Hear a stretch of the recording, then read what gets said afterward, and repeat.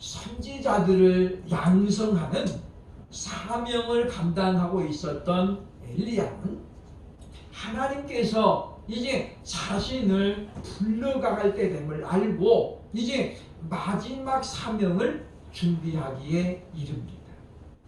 그 마지막 사명은 바로 엘리사를 자신의 후계자로 기름 부어 세우는 것이지요. 왜냐하면 하나님께서 일찍이 열왕기상 19장 16절에서 이렇게 말씀하셨거든요. 너는 또 님시의 아들 예후에게 기름을 부어 이스라엘의 왕이 되게 하고 또 아벨 무홀라 사밧의 아들 엘리사에게 기름을 부어 너를 대신하여 선지자가 되게 하라. 그렇게 하나님께서 아합을 피해서 도망다니던 엘리야에게 마지막 사명을 주셨잖아요. 그래서 이제 하나님의 명령을 따라서 엘리야는 엘리사에게 기름을 붓기 전에 그의 믿음을 지금 점검해 보는 것이 오늘 본문의 내용입니다. 왜 엘리야는 엘리사의 믿음을 테스트해 보게 됐을까요? 그 이유는 간단합니다.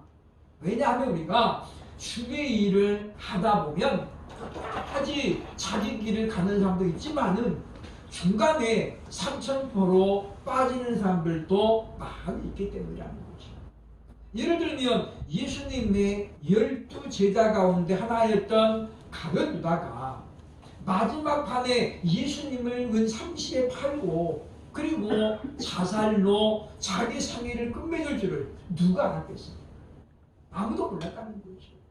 뿐만 아니라 사도 바울 곁에 열심히 바울의 추종자였던 대마 같은 사람들도 중간에 실망해가지고 세상으로 바울을 배신하고 예수님을 배신하고 세상으로 떠나버리잖아요.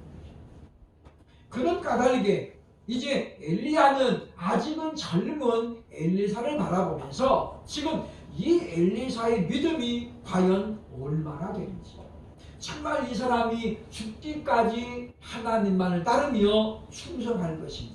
왜냐하면 엘리야는 지금 이제 죽음의 위기를 몇 번 경험했잖아요. 아합을 통해서 그리고 이세벨을 통해서 죽을 고비를 넘었거든요. 얼마나 힘들었으면 그가 하나님 앞에 그렇게 고백했잖아요. 하나님, 이제 넉넉하오니 나를 거두어 가소서. 하나님, 나 좀 이제 죽여주세요. 그런 이야기잖아요. 얼마나 힘들었으면 좋겠어. 그런 과정을 지금 엘리사는 안 겪어봤잖아요. 엘리야는 지금 뭡니까? 이 엘리사의 믿음을 지금 점검해볼 필요성을 느꼈다는 거예요. 그래서 그는 오늘 엘리사에게 3번의 기회를 주면서 그의 믿음을 바라봅니다. 과연 이 사람이 과연 어떤 상황들을 이겨내고 주님을 따를 것인가? 점검을 해보는 과정이 오늘 본문의 내용인데, 우리는 오늘 본문의 엘리야와 엘리사의 관계를 예수 그리스도와 성도와의 관계로 예표적으로 볼 수 있다고 하는 거예요. 그래서 오늘 제목이 예수님만 따르는 성도가 되자, 이런 제목이거든요. 우리가 정말 예수님만 따라가기 위해서는 넘어야 될 고비가 분명히 있다고 합니다. 사랑하는 여러분이요, 우리가 친구를 사귀어도 반드시 위기가 오는 거고, 부부가 세상을 살면서도 넘어가야 될 고비가 오는 거예요. 엘리야는 엘리사에게 몇 가지 질문을 던지면서 엘리사의 믿음을 바라봅니다. 엘리사가 끝까지 엘리야만 따라가기 위해서는 반드시 이겨내야 될 단계가 있었는데, 과연 그것이 무엇인지 함께 확인해 보면서 우리들도 참으로 엘리야처럼 엘리사처럼 끝까지 예수님을 따라가기 위해서 우리가 반드시 이겨야 될 것이 무엇인지 확인해 보고 그런 성도가 되기로 다짐하는 시간이 되어야 할 것입니다. 우리가 예수님만 따르기 위해서는 반드시 이겨야 될 것이 무엇일까요? 첫째로 길갈과 바델의 유혹을 이겨야 된다. 1절로 4절의 말씀입니다. 엘리야가 그의 제자 엘리사에게 이렇게 이야기합니다. 청하건대 너는 여기 머물라. 2절에 말씀하잖아요. 여기가 어디에 지금 길갈이죠. 1절에 보시면 엘리야가 엘리사와 더불어 길갈에서 나가더니 지금 어디에 있는 거예요? 길갈에 있는 거예요. 그러면 이 길갈이 의미하는 건 뭡니까? 지금 1장에 가보면 이 엘리야가 있는 길갈에서 지금 어떤 일이 있었냐면 59장과 50명의 제자들이 지금 엘리야를 불러왔다가 그 자리에서 지금 하늘에서 불이 내려가지고 죽었어요. 그 다음에 두 번째 또 59장 50명을 또다시 죽잖아요. 그죠? 그리고 지금 세 번째 59장이 와가지고 똑같이 말하는데 이때 59장이 쫙 엎드려서 이야기합니다. 하나님의 사람이여 저와 이 50명 사병의 목숨을 당신은 귀히 여기소서. 그런 현장이 어딥니까? 지금 길갈입니다. 그러면 베델은 어딥니까? 베델은 일찍이 야곱이 형 에서를 피해서 도망을 가다가 첫날 밤을 보낸 곳입니다. 그 첫날 저녁에 베델에서 야곱이 누구를 만납니까? 전능하신 하나님을 만나잖아요. 그러면서 하나님과 교통이 이루어집니다. 바로 그 역사적인 도시가 바로 베델입니다. 다시 말하면 길갈과 베델은 어떤 의미를 갖고 있냐면 바로 하나님의 은혜가 풍성한 그리고 역사적으로 지금 점검되어진 지방인 것을 우리에게 보여주고 있다고 하는 거예요. 그러므로 길갈과 베델의 유혹이란 말은 뭐냐? 다른 말로 하면 바로 안일함의 유혹이라고 하는 거예요. 야, 너 여기 지금 내가 이렇게 기도해가지고 지금 딱 영적으로 짜여 있고 그리고 베델은 하나님의 임재가 있었던 우리 조상 야곱이 하나님을 만났던 그런 곳이 아니냐. 너는 여기서 목회하면 모든 것이 다 평탄하니까 너는 여기서 머물라. 그런 이야기예요. 그렇죠? 안일함의 유혹을 이겨야 된다는 거죠. 요즘 이제 보면 주의 종들 보면 젊은 신학생들을 보면 개척을 하겠다는 사람들이 눈에 띄게 또 줄어들었습니다. 예를 들면 총신이라든가 장신이라든가 이런 대학을 나오는 사람들 보면 저는 개척해야 됩니다. 이런 사람들이 한 회 기수 안에 두세 명밖에 안 됩니다. 두세 명밖에 안 돼요. 그러니까 4, 50명이 졸업을 하는데 그 중에서 두세 명 빼고는 전부 다 나는 개척 안 해요. 저는 어떻게든지 간에 후임으로 갈 겁니다. 청빙 받아가지고 이미 뭐예요 지금 1000명 이상 모이고 이미 다 탄탄하게 되어 있는 곳 저는 후임으로 가기를 원합니다. 그래서 유학 가가지고 박사학위 따오고 물론 다 그런 건 아니지만은 그렇게 해서 뭐 하는 거예요? 안일하게 지금 하려고 하는 사람들이 많다고 하는 거거든요. 성공한 사람들이 가장 두려워하는 게 뭐냐? 매너리즘에 빠지는 겁니다. 매너리즘. 아 이제 됐다. 안일함이죠. 안일함. 성도인 우리들은 이 안일함이 가장 큰 대적임을 알고 우리가 깨어 있어야 되겠다라고 하는 것입니다. 왜냐하면 사람이 무사 안일해지면은 교만해지고 그 다음에 두 번째 뭐예요? 기도가 눈에 띄게 줄어듭니다.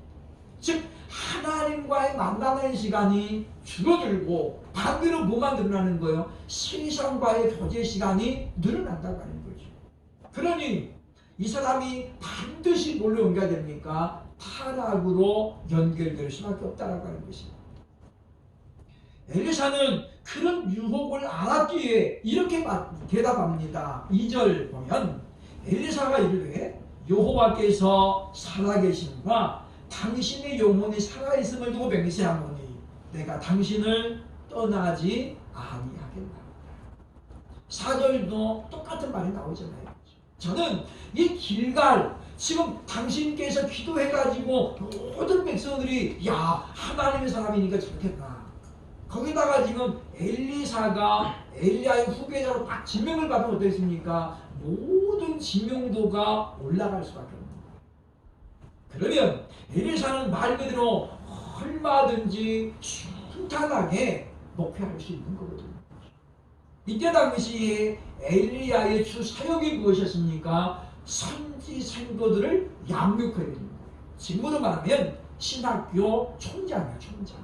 엘리야가 마지막이죠. 그래서 보면 길갈에도 있고 베델에도 지금 선지 학교가 있고 그 다음에 어디도 있어요? 여리고도 있어요. 그러니까 지금 각 보면 지방마다 분교가 있어가지고 제자들이 거기서 지금 양육을 받고 있는 그와 같은 상태였다라고 하는 것입니다. 그리고 다른 선지생들도 이제 엘리야가 하나님의 부르심을 받을 때가 임박했다는 걸 다 알고 있었다는 거죠. 그래서 엘리사도 나도 안다. 그러므로 참장하라. 그렇게 다른 제자들 친구들을 타이르고 있는 것을 보게 된다라고 하는 것입니다. 사랑하는 여러분이요, 언제부터인가 한국교회가 지금 우려하는 소리가 많아지고 있다고 하는 거잖아요. 왜냐? 지금 그만큼 하나님 앞에 무릎을 꿇고 간절하게 부르짖는 사람들의 숫자가 너무나도 줄고 있다고 하는 거예요. 예전에는 산에 올라가서 밤을 새우며 기도하는 사람들이 많았습니다. 저희 신학교 다닐 때도 삼각산에 매일마다 밤마다 가는 학생들이 있었고, 그래서 저도 가끔씩 이제 몇 번 따라갔던 그런 기억이 납니다. 삼각산에 10월 달에 올라가면요, 새벽에 되면 엄청 춥습니다. 저랑 같이 다녔던 우리 신남계 목사님은, 그분은 보면 이제 김장용 비닐을 꼭 가지고 다니는데 가운데 구멍을 내가지고 옷을 딱 입으면 이렇게 머리만 나오고 이게 옷이 되는 거예요. 근데 저는 그걸 몰랐는데 새벽 2시, 3시 되니까 막 엄청 추워요. 그죠? 저는 그때 막 젊었으니까 그냥 가볍게 올라갔는데요. 가볍게 올라가다가 땀을 많이 하죠. 땀이 식으니까 갑자기 추운 거예요. 이분은 맨날 다니다 보니까 훈련이 돼가지고 그렇게 딱 옷을 입으니까 자기는 그냥 아주 그냥 갑옷을 입어요. 갑옷을. 나한테 좀 챙겨주면 좋았겠는데만은 그게 뭐예요? 몸으로 부딪혀 깨우라는 거 깨우치라는 거죠. 그러나 지금 어떠십니까? 지금은 그런 사람들을 발견하기가 어렵다라고 하는 것입니다. 무엇 때문일까요? 여전히 한국교회가 지금 어렵습니다. 그러나 그 어렵다라고 하는 내용이 뭐냐? 거의 대부분의 뭐 지금 물질적인 경제적인 어려움을 호소하고 있다고 하는 거예요. 그러므로 우리는 오늘 말씀을 보면서 우리가 예수님만을 따라가는 성도가 되기 위해서는 먼저 우리가 안일함의 유혹을 이겨야 된다는 말이죠. 이제 나는 요만하면 됐다. 우리도 보니까 요만큼 먹고 살면 됐지 뭐 여기서 더하면 욕심이다. 그러니까 이제 우리가 대충 하자. 이 안일주의를 이기지 못하면 우리는 결단코 승리자가 될 수 없다고 하는 것입니다. 둘째로 우리가 예수님을 따라가기 위해 반드시 이겨야 될 것이 뭡니까? 바로 여리고의 유혹을 이겨야 됩니다. 5절 6절에 나오는 말씀입니다. 여리고 성은 여호수아가 가나안을 정복할 때에 가장 먼저 점령했던 성입니다. 당시 여호수아에 의해서 무너지기 전까지 여리고 성은 단 한 번도 무너진 적이 없는 그야말로 난공불락의 요새였습니다. 여호수아는 하나님의 역사로 말미암아 무너진 그 여리고를 보면서 예언했잖아요. 그죠? 앞으로 누구든지 여리고성을 복원하는 자는 기초를 쌓을 때에 장자가 죽을 것이고 성문에 문짝을 달 때에 계자가 즉 막내 아들이 죽을 것이다. 그랬는데 열왕기상 16장 34절에 보면 아합 왕 때에 베델 사람 히엘이 여리고를 재건합니다. 그리고 여호수아에 주신 말씀처럼 기초를 닦을 때에 장자가 죽임을 당하고 그리고 문짝을 달 때에 막내 아들이 죽습니다. 그럼에도 불구하고 베델 사람 히엘이 그런 희생을 감수하고 여리고성을 화려하게 복원을 해놨습니다. 그러니까 지금 이 엘리야가 엘리사를 세울 때는 언제냐면 아합의 아들 아하시야 때입니다. 그러니까 아하시아가 지금 죽고 여호람이 왕이 될 그 무렵이거든요. 그러니까 여리고성이 이제 완전히 완공돼가지고 예전의 그 영광과 화려함을 지금 다 회복을 해놓은 상태예요. 그런 상태니까 여리고의 유혹은 뭡니까? 바로 풍요로움의 유혹이다라고 하는 거죠. 그러니까 보면 여리고의 유혹을 이기는 풍요로움, 물질의 유혹을 이기지 못하면 우리는 끝까지 예수님을 따라가기가 어려워진다고 하는 거예요. 찬란했던 그 영화를 되찾기 위해서 사람들이 여리고에 다시 모여들기 시작했고, 그래서 베델 사람 히엘은 자기의 희생을 무릅쓰고 지금 여리고를 복원해내는 거잖아요. 사람들이 모여들면서 여리고는 그 예전의 명성을 되찾습니다. 다시 이제 부자들이 모여들기 시작하고 한국판 강남 같은 도시가 지금 형성이 되어 있었다는 거죠. 그러니까 이런 곳에서 지금 이 엘리야가 말합니다. 너는 이곳에서 목회해라. 봐라, 여기 다 부자들만 많이 있고 건물도 전부 새 것이고 여기 사면은 얼마나 좋겠냐. 네 수준까지 올라가지 않느냐. 물론 이것이 꼭 우리가 부자 동네에서 목회하는 것이 틀렸다, 나쁘다 그런 얘기는 절대 아닙니다. 문제는 뭐냐면 그것을 내가 의식하고 그런 목적 때문에 부자 동네를 가서는 안 된다고 하는 것이거든요. 통계를 보니까 그런 말이 나왔습니다. 서울에서 30명 성도가 되면 교회에 자립이 됩니다. 그런데 지방으로 내려가면 50명이 모여도 자립이 안 되는 거예요. 어떤 분이 비교도를 그렇게 해놨습니다.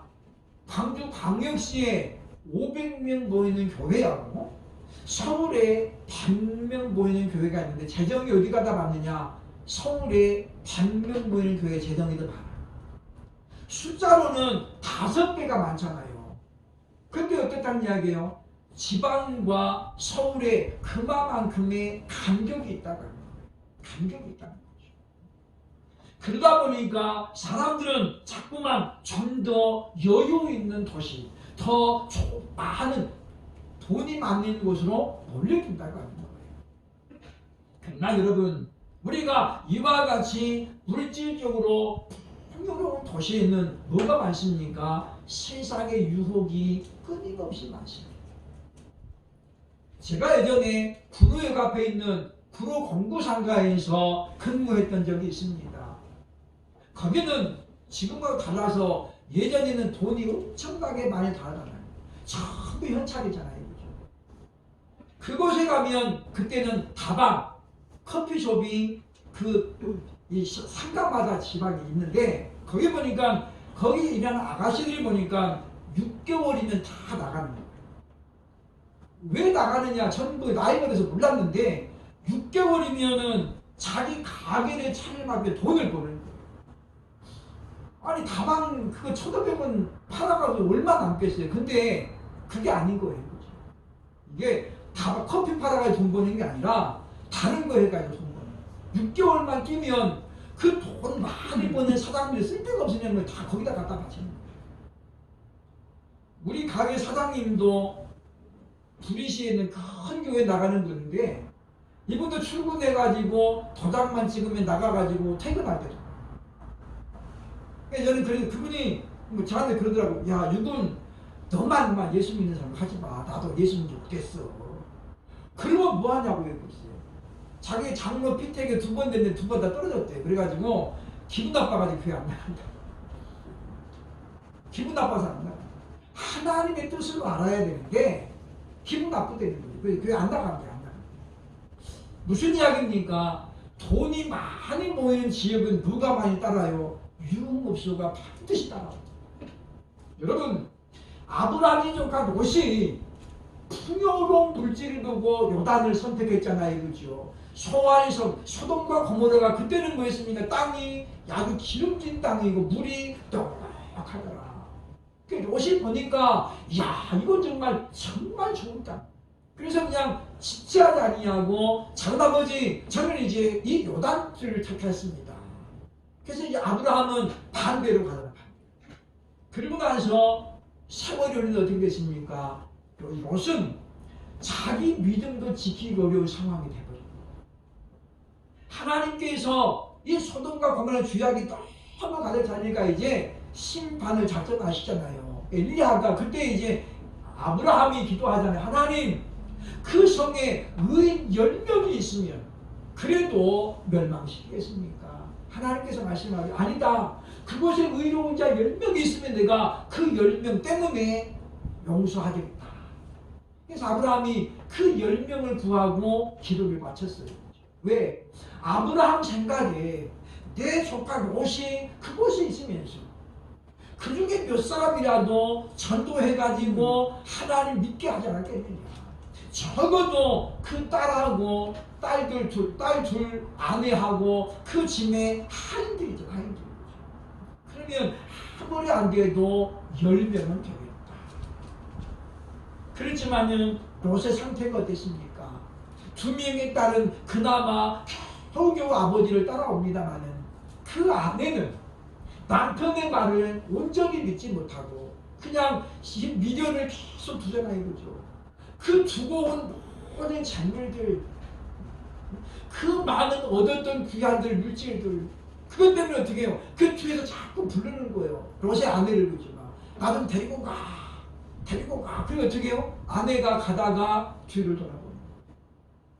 주고받은 모든 거 그게 뭐예요? 전부 다 물질이잖아요. 그죠? 다른 게 아니에요. 거기에 무슨 자식을 두고 왔습니까? 남편을 두고 왔습니까? 아니잖아요. 결국은 이 롯은 자기 가장 가까운 아내조차도 하나님께 이끌지 못합니다. 2명의 예비 사위가 있었는데 이 장인어른이 간절한 말로 얘기했더니 그게 뭐라고 했습니까? 농담으로 여겼다. 에이, 장인어른 그런 말씀 마세요. 무슨 그런 게 있습니까? 그게 바로 누구였습니까? 풍요로운 재물을 따라갔던 롯의 마지막 모습이었습니다. 사랑 여러분이요, 우리는 여리고의 유혹을 반드시 이겨내야 합니다. 우리가 오늘날 기도하는 이유는 하나님이 이제 저희도 하루 3끼 먹고 살게 해주시고 이런 것 때문에 기도하는 거 아니잖아요. 이제는 우리나라가 정말 잘 사는 나라가 됐습니다. 우리는 이제 예수님의 말씀을 따라 그러면 너희는 하나님의 나라와 의를 위하여 구하라. 그랬으므로 이제 우리가 먹을 것 있고 잠잘 때 있더라도 그래서 이제 이만 하면 됐다. 그래서 기도를 중단하는 것이 아니라 이제 하나님 이런 은혜를 주셨으므로 아버지여 나라와 민족을 위해서 기도하고 코로나19 때문에 신음하는 많은 사람들을 위해서 기도할 수 있는 물질의 유혹을 이기고 풍요로움의 그 유혹을 이겨내고 정말 주님과 온전히 함께 할 수 있는 저와 여러분 될 수 있기를 주의 이름으로 축원합니다. 아멘. 많은 주의 종들이 오늘날 그런 고백을 합니다. 하나님이 살아계십니다. 무슨 이야기냐면 작년에 우리 작은 교회를 보니까 하나님 은혜를 생각더라고요. 오히려 그 어려울 때에 우리 교회만 그런 것이 아니라 우리 교제 모임하고 있는 그 교회들도 다 작년에 보니까 크게 어려움이 없었어요. 하나님께서 이곳에서 저곳에서 도움의 손길을 주셔서 작년 한 해 잘 보냈다라는 고백을 보면서 참 우리 하나님께서 우리에게 필요를 채워주시는 분이구나 라는 것을 확인할 수 있었습니다. 세 번째, 우리가 예수님을 따라가기 위해서 반드시 이겨야 될 것, 엘리사가 엘리야를 따라가기 위해서 이겨야 될 것 또 하나 있습니다. 6절에 보면 요단의 위기를 이겨야 됩니다. 앞에 2개는 유혹이었습니다. 바로 뭡니까? 안일함의 유혹, 그리고 풍요로움의 유혹. 세 번째는 뭐예요? 위기를 이겨내야 돼요. 여리고에 도착했더니 너는 여기서 머물라. 엘리야가 말하잖아요. 그러면서 하는 말이 하나님의 나를 요단으로 가라가는 거예요. 여러분, 요단은 어떤 곳입니까? 여호수아가 이스라엘 그 사람들을 데리고 요단을 건널 때 어떻게 건넜습니까? 그 언약궤를 입은 제사장이 지금 물이 가득 찬 요단강에 먼저 발을 담굽니다. 하나님께서 홍해를 걸 때는 어떻게 했습니까? 모세를 해가지고 바다를 딱 명하니까 어떻게 홍해가 길을 냈잖아요. 눈으로 본 다음에 건넜어요. 근데 요단은 달라요. 먼저 하나님께서 길을 낸 다음에 가라는 것이 아니라 너희가 먼저 믿음으로 순종하면 길을 낼 것이다. 그런데 중요한 게 뭡니까? 여호수아에는 그만한 믿음이 있어요. 문제는 뭐예요? 제사장들이 문제잖아요.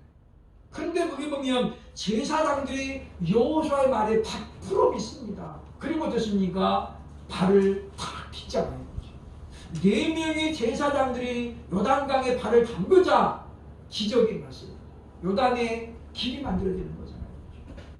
요단으로 가라 하십니다. 이 말은 무슨 말이에요? 네가 지금 하나님을 위해서 네 목숨까지라도 지금 내놓을 수 있는 그런 각오가 되어 있는지 지금 엘리야가 엘리사에게 그걸 물어보는 거야. 야, 요단에 가면 믿음으로 생명을 맡기고 지금 가야 돼. 너 근데 거기 갈 수 있냐? 이런 물음이잖아요. 그죠? 사랑하는 여러분이요. 우리가 자기 생명보다 귀한 것은 없다고 믿습니다.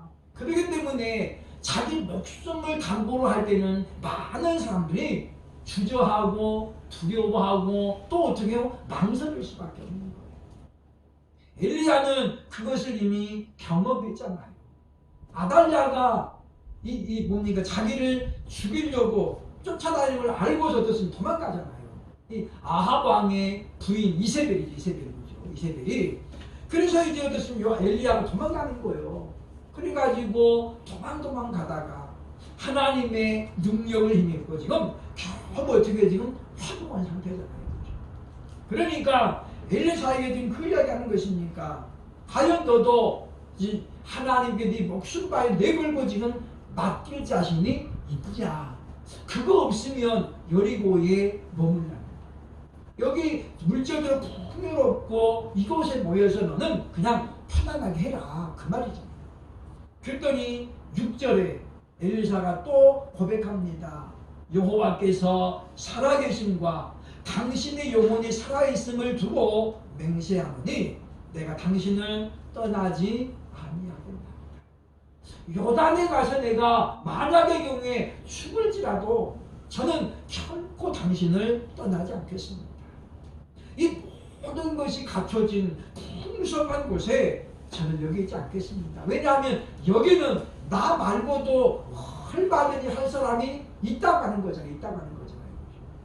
요단은 누가 가야 되는 거예요? 엘리사 같은 사람이 가야 돼요. 하나님, 저는 이제 정말 하나님의 사슴으로 이제 내 생명, 내는 모든 것 아버지의 것입니다.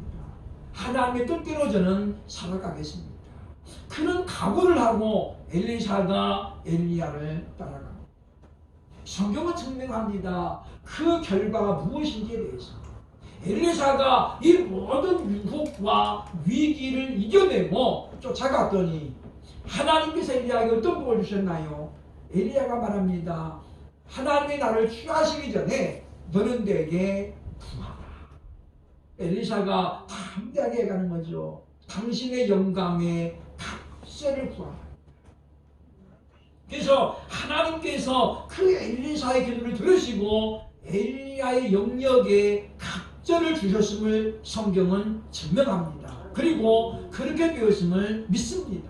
우리 아버지 하나님께서 우리가 유혹을 이기고 그리고 위기를 이겨내는 자에게는 이와 같은 면류관을 예비하고 지금 하나님 나라에서 기다리고 있기 때문에 우리는 이미 먼저 간 신앙의 위인들의 고백을 보면서 그들의 발자취를 보면서 이제 우리들도 새해를 시작하면서 이제 다음 주가 바로 2월입니다만은 우리가 참으로 안일함의 유혹과 그리고 물질의 풍요로운 유혹을 이겨내고 내 생명까지 하나님께 맡기는 그와 같은 위기를 우리가 이겨내면서 그래서 주신 사명을 잘 감당함으로 말미암아 하나님 앞에 섰을 때에 기쁨으로 설 수 있는 저와 여러분 될 수 있기를 주의 이름으로 축원합니다. 기도하겠습니다.